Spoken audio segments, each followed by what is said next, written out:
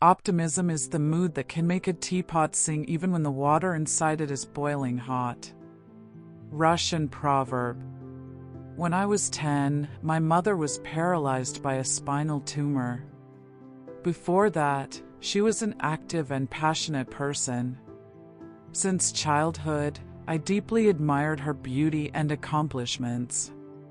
But when she became paralyzed at 31 due to the spinal tumor, our lives changed completely.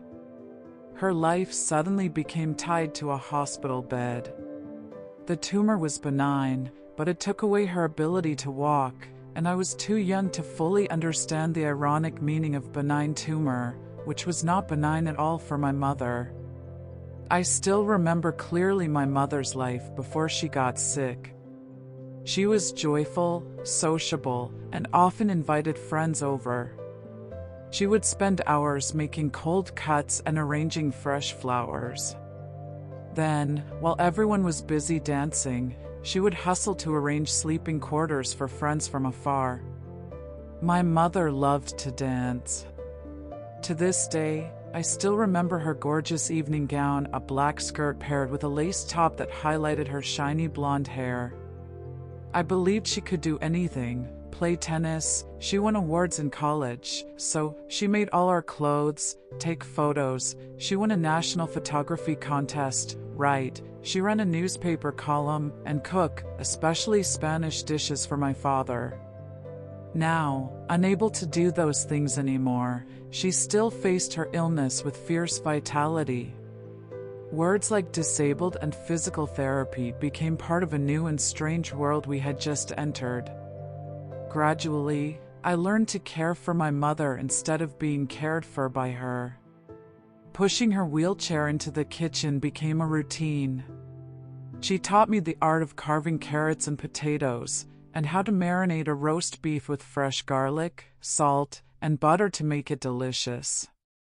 The first time a cane was mentioned, I protested, "I don't want my beautiful mother to use a cane." She just said gently, "Would you rather have me walk with a cane or never walk at all?" Every achievement she made was a memorable event for both of us, from using an electric typewriter to driving an automatically equipped car and earning a master's degree in special education. She learned everything about people with disabilities and founded a support group called Disabled Families. One day, she took me and my brothers to a group meeting. I had never seen so many disabled people before. Returning from that event, I looked back on my life and felt very fortunate. After that, she took us to visit disabled people many times, and eventually, the sight of someone missing a body part no longer shocked us. She taught us how to communicate with mentally challenged individuals. Sometimes I found them more lovable than some normal people. Throughout those days, my father always loved and supported my mother. Because she always accepted her situation with optimism, I rarely felt sad or resentful about her illness. I will never forget the day that feeling of contentment vanished like a soap bubble. A long time after the image of my graceful mother in an evening gown had faded from my subconscious, our family hosted a party. When I caught sight of her sitting outside the fun, smiling at me and everyone dancing, I truly understood the harshness of her physical limitations. Suddenly, the image of her dancing in that gorgeous dress flooded my mind. I wondered if she remembered those days. Unconsciously, I walked towards her, and even though her lips were smiling, I saw her eyes were wet. I ran to my room, buried my face in a pillow, and sobbed uncontrollably. For the first time, I hated life and the injustices she had to endure.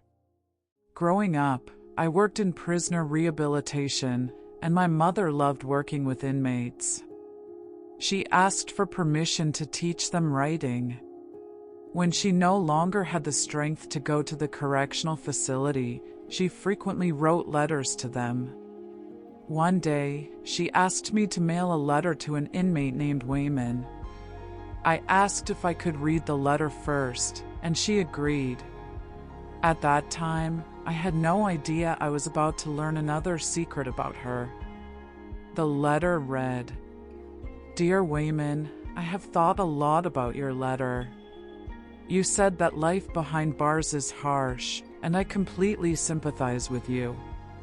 But when you told me I couldn't imagine what living in captivity is like, I must say you are wrong. Wayman, there are many kinds of freedom and many types of prisons in this world.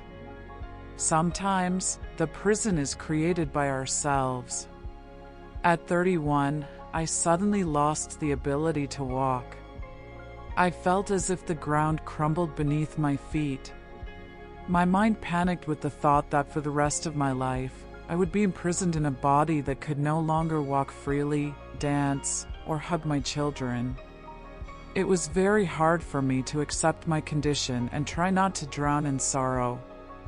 How many times I wondered if this life was still worth living, constantly haunted by the word captivity.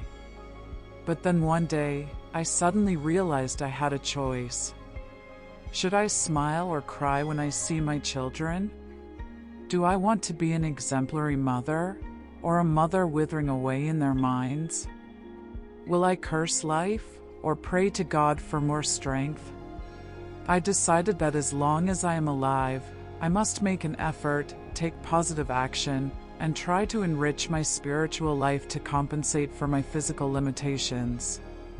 There are many types of freedom, Wayman. When we lose one freedom, we must seek another. You can look through those bars and see a gloomy sky, or a beautiful horizon. You can become a shining example for younger inmates, or accept blending into the bad. In a way, we are in the same boat, Wayman. I folded the letter, my eyes blurred, and I could no longer see the words clearly. But for the first time in my life, I saw my mother very clearly. And now, I finally understood her.